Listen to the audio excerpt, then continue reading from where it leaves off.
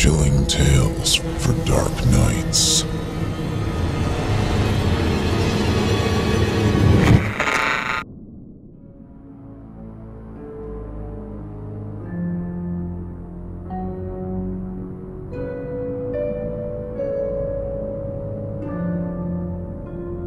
Tombstoning. Written by The Itch.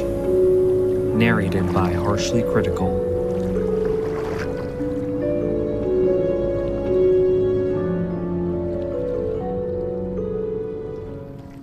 Come on, you pansy! Jump!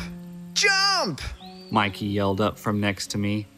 The water was cold, and the only thing keeping me warm was treading water, and the adrenaline from my taking the plunge mere moments ago. Come on, Jeffy, don't be a pussy. Jenny shouted next, from her place up on some of the other rocks. We all laughed and giggled self-consciously at her crude taunt. I heard Genevieve Saunders gasp.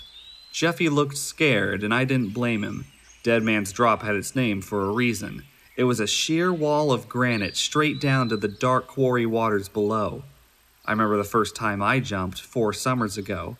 It took me hours of watching the others plummet into the murky pool and another half hour up on the ledge before I'd worked up the courage to jump. No one could ever quite agree exactly how high the drop was. Most of the other kids at school said it was about 40 feet. Mikey told me he thought it was 50, maybe even more. The only thought I had when I stared at that dark rock wall, cracked and marred in places by tiny streamlets of water finding their way home to the pool at the bottom, was that it was high. I measured the drop in seconds. Those seconds after that first time I closed my eyes and jumped and felt gravity do its work.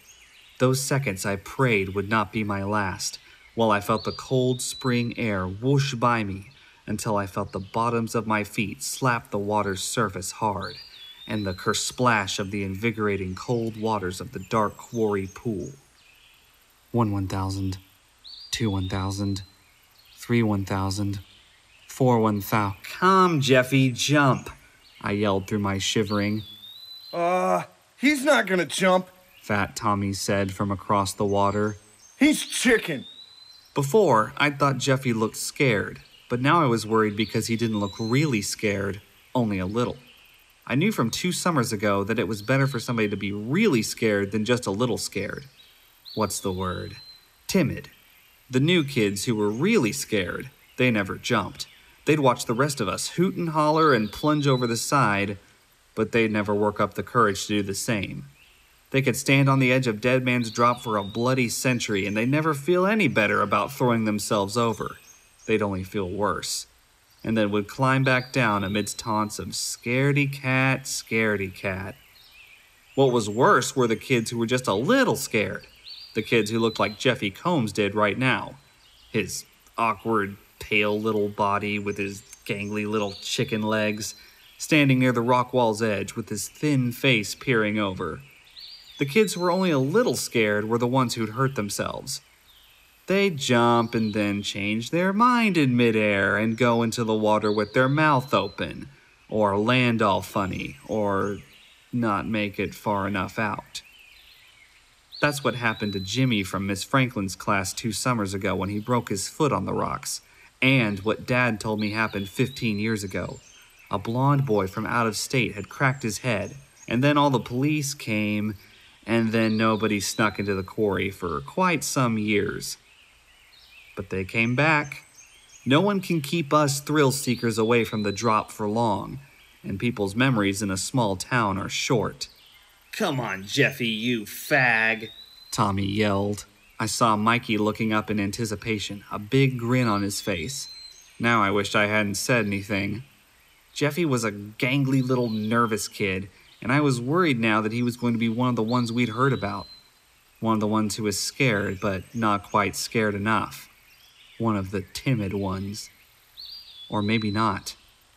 I watched Jeffy adjust his glasses, take a few steps back, run and jump. Genevieve Saunders screamed.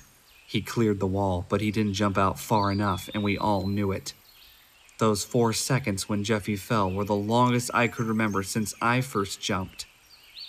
and we all waited holding our breaths to see his pale little body go splat on those rocks that broke Jimmy's foot 2 summers ago, right at the drop's bottom. 1 1,000, 2 1,000, 3 1,000, 4. But he made it after all. Kersplash! Into the quarry depths. All the girls up on the rocks yelled, and all the boys and I cheered and hollered despite ourselves, and how much of a little wiener we all knew Jeffy to be. I even heard some of the guys up at the top clapping. 1 1,000, 2 1,000, 3 1,000, 4. Oh my god! Jenny's scream broke the spell of our excitement. Suddenly the quarry air was depleted of our youthful energy and felt desolate and cold. The only sound was the hiss of tiny bubbles coming up from where he'd gone in. Somebody, do something! There was fear underneath the words, and tears behind, waiting to come out. From deep inside, something took a hold of me, something I didn't understand and had never felt before, and I swam towards the rock wall with all I had. I reached the churning circle of bubbles, took a deep breath, and dove. I feared the worst. The quarry water was brown and stung my eyes, but I had to keep them open to find him. It was dark, and I knew the water was deep here, probably 20 feet or more, but I had to look. I pulled myself down, deeper and deeper into the icy cold depths. Pressure built on my chest, and I could feel the pain of the water pushing against my eardrums, intensifying with every foot lower I went. I saw him. Through the brown haze was the bleached white skin of Jeffy, right near what I reckoned must have been the bottom. My lungs were burning now, and I had to act fast. I had to grab him and go, or we'd both drown. I swam closer and saw he wasn't unconscious and laid out on the quarry bottom or doing the dead man's float like I would have thought. Jeffy was upright, just like how he'd entered the water, just like how all us kids entered the water. That's why it's called tombstoning. As I came near enough to grab him, I saw the image that would mar my childhood and haunt the deepest, darkest waters of my nightmares for years to come.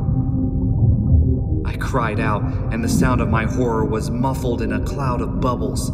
Through the murk, I saw the mouth of Jeff's pale body still open in his last silent scream, and in it, the end of the rebar rod, which had speared him.